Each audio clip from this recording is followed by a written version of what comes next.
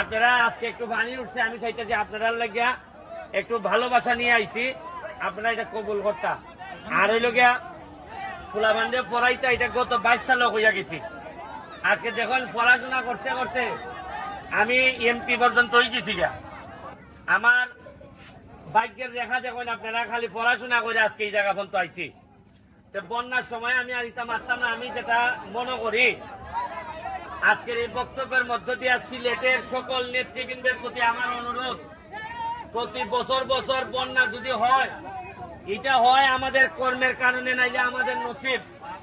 যদি এই বন্যা থেকে স্থায়ীভাবে মুক্তি পাইতে হয়, তাইলে সব এমপি এবং সব নেতাদের একসাথে বসতে হবে। এখানে দল, কোন দল মত কোনো বিষয় না। কেউ এক দল করে, কেউ আরেক দল করে, কিন্তু সিলেটের শাহজালালের উত্তরাধিকাররা যখন বিপদে পড়ে, তখন আর দল মতের ঊর্ধ্বে এসে শাহজালালের মানুষদেরকে বাঁচানো আমাদের দায়িত্বের মধ্যে পড়ে, এটা আমি বিশ্বাস করি। আমি নেতৃবৃন্দকে জানাবো যে বন্যা পরবর্তী সময়ে আমরা বসে, যদি আমার বাড়ি আপনাদের এখান থেকে প্রায় 100 কিলোমিটার, হবিগঞ্জের সোনারঘাট মাধবপুর, যদি লাগে আমারও ডাকেন, বৈশাখ কি জননেত্রী শেখ হাসিনার কাছে নিয়ে আমরা বলি যে আমাদের কি হইলে বন্যা থেকে আমাদের রক্ষা পাওয়া যাবে। আমরা বড় বড় প্রজেক্ট হাতে নেই। আমরা সমস্যা হইল কি জানেননি, আমরা সমস্যা হইল যে আমরা যারা সিলেটের নেতারা আছি, আমি সহ, আমরা নিজেরার বাইরে বেশি চিন্তা করতাম পারি না। আমরা মনে করি আমার চাকরি গান আমি টিকাইতে পারলে হইল, কিন্তু বন্যায় তো আর আমার চাকরি তোমার চাকরি মানে না। এবারে তো সব গরকে উঠতে জায়গা। তা আমি আপনারা কইমো, আপনার লেগে দোয়া করবা।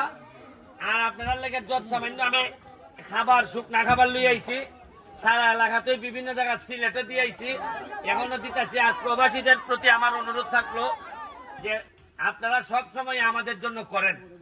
এইবার আমি যেহেতু এমপি, আমি পুরাটা দৌড়াইতে পারবো না 22 সালের মতো। আমি প্রতিটা প্রবাসীরে বলবো, আপনি আপনার যে এলাকা, এই এলাকায় আপনার গ্রামে আপনি একটু ত্রাণ পাঠান, সহযোগিতা করেন। তাইলে আমরা এমনিতেই আপনাদের কাছে কৃতজ্ঞ, আরো বেশি কৃতজ্ঞ থাকবো। আর আমাদের সিলেট বলতেই তো প্রবাসীদের সংখ্যা অনেক।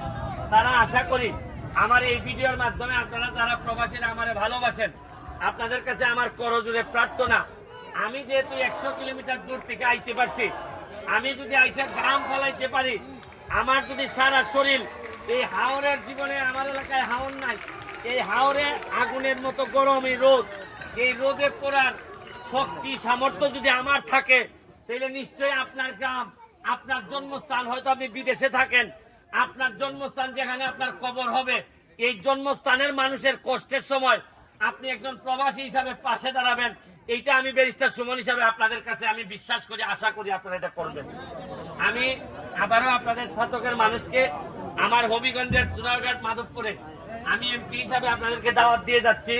বন্যা হয়তো বেশি দিন থাকবে না, তারপরে আপনারা আবার হয়তো ফিরে যাবেন স্বাভাবিক জীবনে।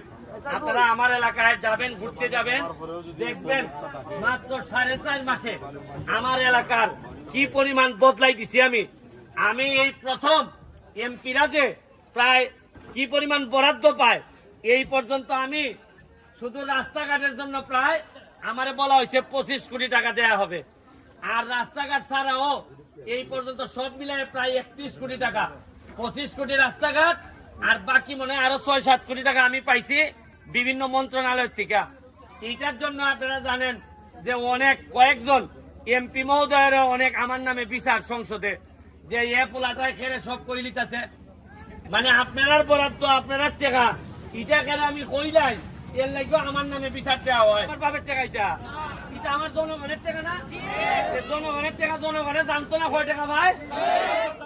কারণ জনগণে না জানাইলে আরাম চুরি করুন যায়। তা আমি কইয়া দিছি আমি চুরি করতাম না, খেরে চুরি করবার লেগে দিতাম না। আমি আমার এলাকা এলাকাটা সেভ করবো, আপনারা আপনার এলাকার নিরাপদ রাখুন। এইটুকু দায়িত্ব আপনারা কইয়া জননেত্রী শেখ হাসিনার একজন কর্মী হিসাবে আমি তার জন্য দোয়া চাইয়া আজকের মতো বিদায় নিতেছি। আসসালামু আলাইকুম।